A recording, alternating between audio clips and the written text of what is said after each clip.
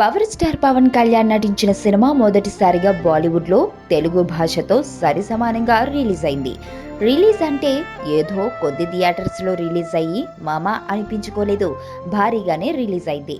దాదాపు 800 థియేటర్స్లో Sardar Gabbar Singh movie release అయి రికార్డుని క్రియేట్ చేసింది. దీంతో ఈ మూవీకి బాలీవుడ్ కలెక్షన్స్ వివరాలను చూస్తే ఇప్పటి వరకు ఈ మూవీ 6.32 కోట్ల రూపాయలను కొల్లగొట్టింది.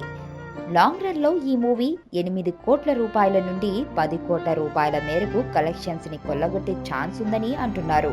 ఈ మధ్య కాలంలో బాహుబలి తర్వాత బాలీవుడ్ లో అత్యధిక కలెక్షన్స్ ని సాధించిన మూవీ సర్దార్ గబ్బర్ సింగ్ మాత్రమే.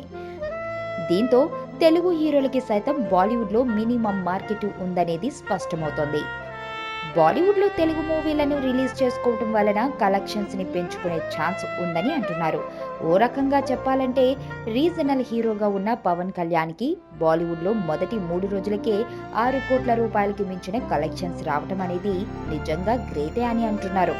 ఇక బాలీవుడ్లో Sardar Gabbar Singh movie box office ని చూసిన కొందరు టాప్ హీరోలు పవన్ బాట పడుతున్నారు.